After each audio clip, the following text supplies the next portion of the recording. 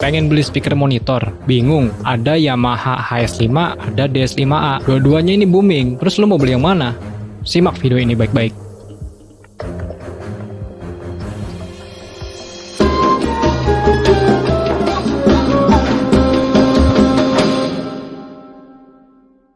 Halo, balik lagi di SB Project. Di video kali ini gue coba akan sedikit kasih bocoran suara dari speaker DS5A lawan speaker Yamaha HS5. Di sini gue capture-nya menggunakan Samson C01.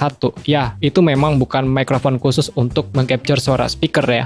Cuman di sini akan gue coba jelaskan hasil komparasi ini adalah bukan hasil komparasi yang akurat. Seenggaknya teman-teman bisa membedakan sedikit aja ya, walaupun gak terlalu banyak, sedikit aja nggak apa-apa kan. Suara dari DS5A dan suara dari Yamaha HS5. Mungkin orang yang nonton video ini dia pengen beli antara DS5A atau Yamaha HS5. Langsung aja deh, sekarang gue coba akan playback musik. Ini musik kebetulan buatan gue. Musiknya ini cuma ada baru gitar sama drum aja, nggak apa-apa lah, seenggaknya ada suaranya daripada nggak sama sekali kan. Ya, ini adalah suara dari speaker Yamaha HS5.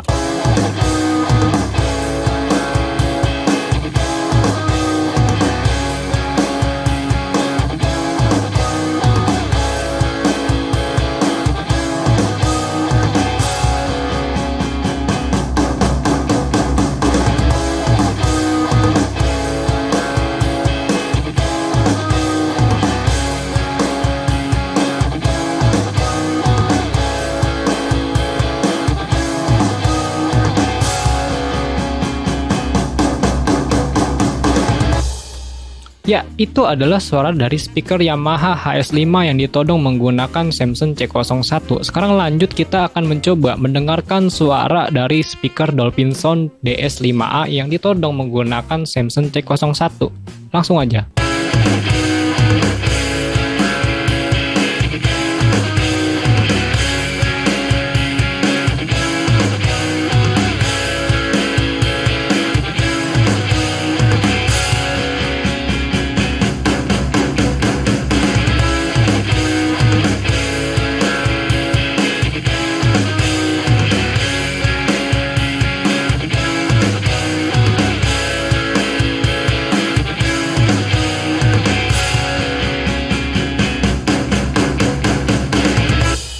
Nah, sekarang gue akan coba compare keduanya antara Yamaha HS5 dan Dolphin Sound DS5A dengan sesi cut to cut aja ya, biar bisa kelihatan gitu perbedaannya.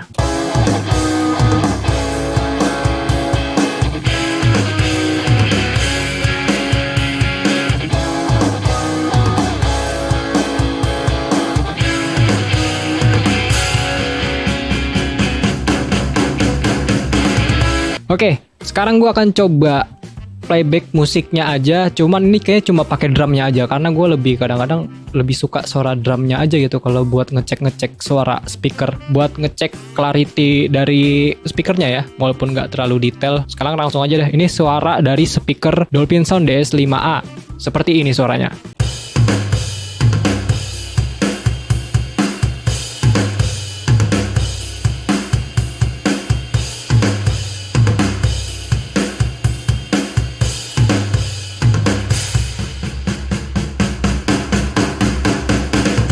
Oke, sekarang suara dari speaker Yamaha HS5 ya.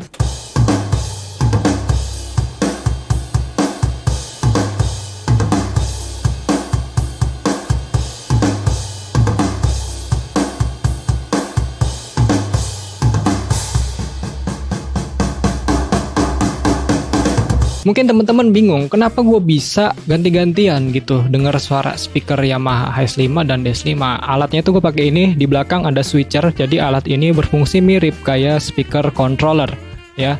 Controller, agak susah nyebutnya, takutnya kepleset karena nanti banyak dihujat gara-gara nyebut ngomong nah, itu dia, bahaya. Nah, itu alatnya gue pakai speaker switcher, itu buatan gue pribadi ya. Dulu gue sempet open PO juga kalau buat alat itu. Nanti mungkin gue akan bikin sesi open PO untuk berikutnya. Jadi dagang.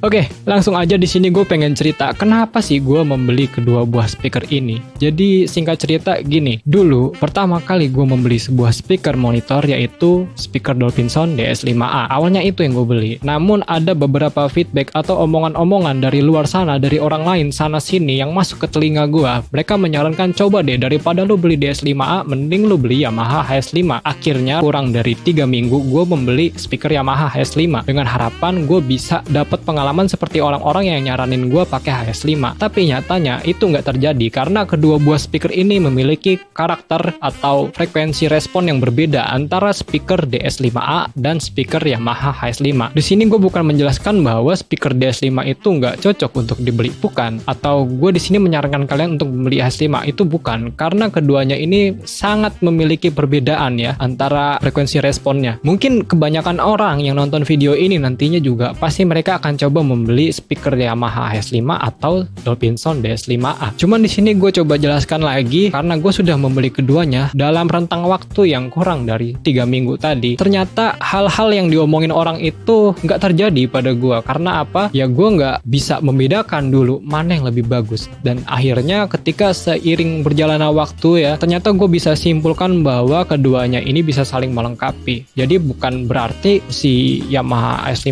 itu jelek atau si Dolphinson DS5 itu jelek. Enggak, keduanya ini memiliki karakter yang berbeda karena setiap speaker monitor itu pasti bagus ya. Nggak ada yang jelek speaker monitor itu, tergantung teman-teman punya budgetnya berapa, siap apa enggak punya ruangan buat dipasang atau ditempatkan sebuah speaker monitor. Itu aja poin utamanya.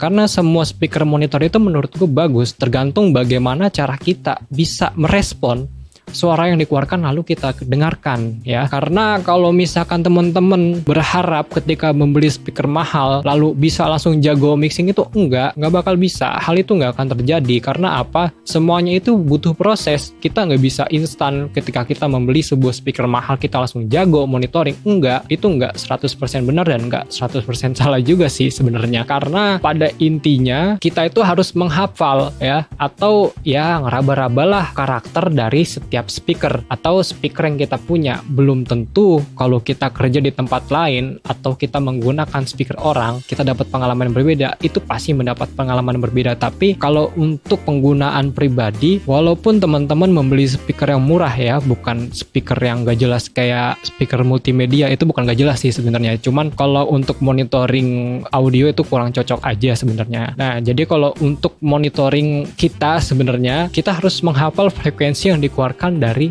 si speaker monitor itu. Bukan masalah berapa harganya menurut gua, karena kedua speaker yang gue punya ini ternyata saling melengkapi. Di sini gue mau coba jelasin bahwa speaker Dolphinson DS5A itu memiliki karakter low yang lebih baik dibanding speaker Yamaha HS5 karena di kisaran frekuensi 140 ke bawah gue bisa mendapatkan monitoring yang lumayan enak di speaker DS5A. Kekurangannya ya dia di bagian mid 300 ke atas memang agak tipis dan di area 1000-an dia udah lebih baik lagi. Nah, kalau di speaker Yamaha HS5, nah itu kebalikannya. Dia di area low, khususnya di 160 ya, ke bawah itu udah kurang dapet lah. Low frekuensinya itu kurang dapet. Walaupun udah diangkat atau di nolin di control roomnya itu, tetap gue rasa kurang dapet untuk di speaker Yamaha S5. Entah dari pendengaran gue yang salah atau dari ruangan gue yang salah. Tapi suara dari mid-nya ya, khususnya di area 200 ke atas gitu atau 300 ke atas, itu suara speaker Yamaha S5 itu enak didengar kalau menurut gua. Dan suara high-nya juga enak, sama seperti DS5A, high-nya juga enak didengerin karena keduanya ini pasti memiliki karakter yang berbeda ya. Gak mungkin dua pasang speaker dengan ukuran yang sama itu menghasilkan warna yang sama, itu pasti akan ada perbedaan. Apalagi sekarang itu kan kalau kita menggunakan speaker, faktor utamanya itu adalah ruangan. Nah, sekarang pertanyaannya, apakah ketika teman-teman ingin membeli sebuah speaker teman-teman sudah men-treatment ruangan? Kalau misalkan belum di-treatment ya sudah jelas nanti frekuensi yang dikeluarkan dari speaker itu juga kurang maksimal. Atau ketika teman-teman membeli speaker yang sama seperti speaker yang orang lain punya gitu. Contoh lah, misalkan teman-teman lagi main ke studio teman, lalu teman kalian itu punya speaker HS5 atau punya speaker DS5. Di sana enak dengerannya. Lalu teman-teman belilah speaker DS5 atau speaker Yamaha itu di rumahnya. Entah si DS atau si HS, ternyata beda. Karena apa? Faktor ruangan itu sangat berpengaruh. Ya, jadi gue bisa tarik kesimpulan bahwa kalau teman-teman mau beli speaker, intinya beli aja. apapun itu brandnya, selama itu dia difungsikan untuk speaker monitor, ya nggak apa-apa, beli aja, karena setiap speaker memiliki frekuensi respon yang berbeda ya. Walaupun sekarang sudah ada teknologinya untuk mengkalibrasi, ada teknologinya, cuman kan itu agak mahal biayanya. Mungkin kalau ada yang sewa bisa disewa, kalau misalkan beli juga ada alat dan softwarenya untuk mengkalibrasi dari speaker biar frekuensi responnya itu rata gitu. Kalau orang bilang flat, makanya disebutnya speaker flat, speaker datar ya, flat earth. Nah, itu namanya speaker flat earth ya. Ya, jadi nanti balik lagi bahwa apapun speaker yang teman-teman beli, entah itu DS5A ataupun Yamaha HS5 atau yang lainnya yang sejenisnya yang 5 inch gitu, itu nggak apa-apa, beli aja. Nanti tinggal dipahami karakternya dia gimana, teman-teman bisa hafalin frekuensi respon dia gimana. Jadi kalau misalkan udah terbiasa dengan set monitor yang udah dipunya, pasti bisa untuk monitoring tanpa terpicu untuk membeli secondary monitor atau mau beli speaker lain gitu. Karena menurut gue ya kalau misalkan udah punya ya udah cukup sebenarnya, tinggal kita menghafal lagi, menghafal lagi frekuensi responnya. Ya pokoknya balik lagi nanti ke kalian, karena kalau misalkan ke toko musik pasti teman-teman gak bakal bisa ngecek ya 100%, teman-teman gak akan bisa ngecek secara detail karena di sana ruangan juga pasti beda kan. Karena kalau misalkan mau beli ke toko audio ataupun ke toko musik, pasti ngeceknya cuma sebentar, gak mungkin, bang gue pengen beli speaker monitor, gue pinjam dulu dong 1 bulan buat ngecek frekuensi responnya. Itu kan gak mungkin, karena ya gak mungkin, balik lagi gak mungkin. Intinya teman-teman beli aja, apapun itu brandnya, nanti dipahami karakternya, dihafalin frekuensi responnya. Itu aja intinya. Semoga video ini bisa sedikit mencerahkan teman-teman yang ingin mencoba membeli sebuah atau beberapa unit speaker monitor untuk setup home recordingnya. Ya mungkin di video ini banyak kesalahan dari penjelasan gue atau penjelasan yang tidak sepaham dengan orang-orang lainnya, karena setiap orang pasti memiliki pendapat yang berbeda. Oke, mungkin sampai di sini dulu video gue. Mohon maaf apabila ada kesalahan di dalam penjelasan atau penjabaran di video ini yang masih kurang jelas. Terima kasih telah menonton video ini dari awal sampai akhir. Sampai bertemu di video gue yang berikutnya. Goodbye.